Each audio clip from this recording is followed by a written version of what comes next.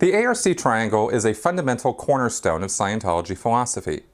Represented by one of the two interlocked triangles in the Scientology symbol, L. Ron Hubbard devised the relationship between affinity, reality, and communication very early on in the days of the Dianetics boom of 1950. It became one of the most easily explained and talked about principles of Dianetics and Scientology, and is cited extensively throughout Hubbard's counseling techniques. It's so convincing that even years after leaving Scientology, former members swear by its accuracy and workability. What is the ARC triangle? Why is it so important to Scientology? And can it really be used to explain and control interpersonal relationships and even life itself? Let's take a closer look. Throughout history, especially in philosophy, mysticism, and religion, there have been many uses of triads, or three elements which act in concert or are related in some fashion. Hubbard loved the occult and mysticism. We know from his private writings and his activities with Jack Parsons in the mid-1940s, as well as statements he made in the early 1950s about Aleister Crowley, tarot cards, and supernatural phenomenon, that Hubbard had more than a passing knowledge of the occult. He literally referred to Aleister Crowley as his good friend, even though there is no evidence the two men ever met or even corresponded. But one doesn't have to dive deep into the Necronomicon to find examples of triads. There are Plato's truth, goodness, and beauty. There is Christianity's Father, Son, and Holy Ghost, otherwise known as the Holy Trinity. And of course we have time, expressed as a beginning, a middle, and an end, which equates to the cycle of living manifested as birth, life, and death. Human beings definitely like to look at things in groups of three. The triangle, being a three-pointed object, lends itself symbolically to represent these triads. The triangle has had thousands of different uses over time, including secret symbology, such as when the alchemists used an upright and inverted triangle to represent fire and water, then put a bar through these to further represent air and earth. The triangle itself represented the three planes of existence: the physical plane, our body; the mental plane, our mind; and the astral plane, our spirit or soul. There's a lot of other meaning assigned to triangles in mysticism as well, including the idea that triangles can be gateways to other places, or that they can be used to manifest or create things. Hubbard used triangles throughout Dianetics and Scientology. In fact, the symbol he created for Dianetics was a four-banded triangle, and he referred to the fact that the word Dianetics itself begins with a Greek delta, which is depicted as a triangle. There's some evidence that Hubbard may have been influenced by earlier writings when developing the elements of affinity, reality, and communication into a triangular mechanism. For example, there are similarities between Aleister Crowley's work on something called the Naples arrangement and some of the foundational principles of Scientology, such as the factors and the elements of the ARC triangle itself. This is purely speculation, and I couldn't positively connect these dots, so I'm mentioning them, but I'm not asserting that Hubbard definitely copied these. Specifically, when writing about the Naples arrangement in the Book of Thoth, Crowley actually references the Vedanta system and says, "In the Hindu analysis of existence, the rishis, sages, postulate three qualities: sat, the essence of being itself; chit, thought or intellection; and ananda, usually translated bliss, the pleasure experienced by being in the course of events. This ecstasy is evidently the exciting cause of the mobility of existence." Hubbard liked to talk about the Vedas in his own lectures, and it well could be that these elements of being, thought, and bliss may have been rewritten into affinity, reality, and communication. Given that Hubbard related ARC not only to understanding, but said that they make up life itself, it seems more than a coincidence that these two things are so closely related. Let's go back to the beginning and look at the very first things Hubbard said about ARC. Back in his first lectures on how to do auditing in June of 1950, Hubbard spoke about the importance of a Dianetics counselor's affinity for his patient or pre-clear. He said, "We are dealing with a quantity which is unknown, the quantity of affinity. That doesn't mean that it can't be used, because we can observe some of its manifestations. One of those manifestations is this incredible fact that one human being can sit down and be interested enough in another human being who is lying down, and because the first human being is there and asking the second human being to do things, they are then done." Through the lectures of June, Hubbard also talked a lot about a pre-clear's sense of reality. But it was in early August that he gave his first lecture on all three of these elements together, titled Relation of Affinity, Communication, and Reality.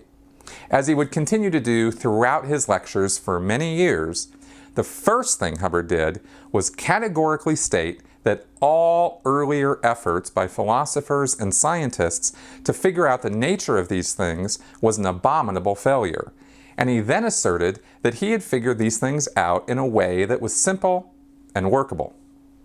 About affinity, he said, "What we mean by affinity is that cohesive force which holds together the universe. Not so much the force which blows it apart, but the force which holds it together.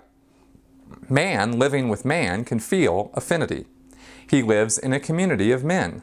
They called it in the past love. Love is a very sloppy word. Love is something they use to sell movies with. It is a much overused and misunderstood word. When we use the word affinity, we can include both brands of love without any slightest hesitation." About reality, he said, "We agree there is a table. We can't be completely certain that there is a table for you and I to agree on, but we do know that we have agreed there is one. So we say, fine, there's a table. And here, then, is something we have come into agreement about, which is reality." About communication, he said, "So I know this table is here because of these perceptic channels, and you know you are here by your kinesthetic sense, tactile, and weight sense. The whole thing compares, and you get a picture of location. And so we have communication." And he connected these dots into a triangle in this same lecture by saying this: "One is in complete affinity when he is in complete communication with what he perceives to be a complete reality. That would be a 100% triangle, and the moments in which they can exist are very short or practically non-existent. The only way a person's sense of reality can be reduced, and is reduced, is by an interruption or by a magnification of communication. And that could only really be done by a breaking of affinity, which could only result in an interruption of reality, which would result in an interruption of communication, which would interrupt reality, which would automatically interrupt affinity. We hit one, we can't help but hit the other two. We are working with a triangle.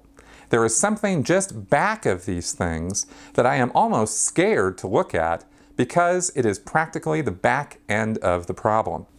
By September, Hubbard was referring to this triad as the ARC triangle. By November, Hubbard had apparently overcome his fear of looking at what was at the back end of this because he started talking in earnest about a new idea involving the terms theta, meaning thought or life, and MEST, an acronym meaning matter, energy, space, and time, and used to refer to the physical universe or objects within it. He compared and contrasted these things and formed an idea which he soon called the theta-MEST theory. As Hubbard later described it, the theta-MEST theory is the idea that there was a universe and that there was thought. Theta without wavelength, without mass, without time, without position in space. This was life. And that was impinged upon something else called the physical universe, which was a mechanical entity which did things in a peculiar way. And these two things together, theta, MEST, interacting, gave us life forms. It was at this point in November of 1950 that Hubbard first started floating not only this idea, but the concept of past lives, and that a person will live again and again. As with his usual hyperbole, Hubbard actually said this: "We haven't had time to look up some of the confirmations thoroughly enough, but there is just a little bit more evidence in favor of immortality and the individuality of the human soul than there is against it. The more returns that come in from research, the more it tends over into this. Not from any religious data whatsoever or any religious conviction, it's just solid scientific results. And it seems to be turning up more and more the point that an individual is a continuum of life and activity, regardless of his own body." Of course, as I've covered earlier in this series, this whole theory of theta is something Hubbard never did prove or offer anything other than subjective evidence of, meaning no evidence at all. There must have been some very positive responses to all this, though, because this talk about ARC and the theta mess theory led quickly to the development of the emotional tone scale. We'll be talking about that in another video. For now, we're just going to focus on ARC and say that emotions, according to Hubbard, are mainly a manifestation of affinity. These three ideas, ARC, theta mest, and the tone scale, developed in the heyday of Dianetics and became the pillars upon which all of Scientology would come to rest. So now that we see when and what Hubbard developed early on, let's jump forward to when the ARC triangle was presented in a fairly final format in a book Hubbard wrote in 1956, specifically to summarize Scientology basics for English and non-English speakers, called Scientology: The Fundamentals of Thought. An entire chapter is devoted to the ARC triangle, and in it, Hubbard wrote, "There is a triangle of considerable importance in Scientology, and an ability to use it gives a much greater understanding of life. The ARC triangle is the keystone of living associations. This triangle is the common denominator to all of life's activities. The first corner of the triangle is called affinity. The basic definition of affinity is the consideration of distance, whether good or bad. The most basic function of complete affinity would be the ability to occupy the same space as something else. The word affinity is here used to mean love, liking, or any other emotional attitude. Affinity is conceived in Scientology to be something of many facets. Affinity is a variable quality. Affinity is here used as a word with the context, degree of liking. The second corner of the triangle is reality. Reality could be defined as that which appears to be. Reality is fundamentally agreement. What we agree to be real is real. The third corner of the triangle is communication. In understanding the composition of human relations in this universe, communication is more important than the other two corners of the triangle. Communication is the solvent for all things. It dissolves all things. The interrelationship of the triangle becomes apparent at once when one asks, "Have you ever tried to talk to an angry man?" Without a high degree of liking and without some basis of agreement, there is no communication. Without communication and some basis of emotional response, there can be no reality. Without some basis for agreement and communication, there can be no affinity. Thus, we call these three things a triangle. Unless we have two corners of a triangle, there cannot be a third corner. Desiring any corner of the triangle, one must include the other two. ARC are understanding. If you would continue a strong and able communication with someone, there must be some basis for agreement. There must be some liking for the person, and then communication can exist. Original with Scientology, as are all these concepts, the ARC triangle, understood, is an extremely useful tool or weapon in human relationships. For instance, amongst the ARC triangle laws, a communication to be received must approximate the affinity level of the person to whom it is directed. As people descend the tone scale, they become more and more difficult to communicate with, and things with which they will agree become more and more solid.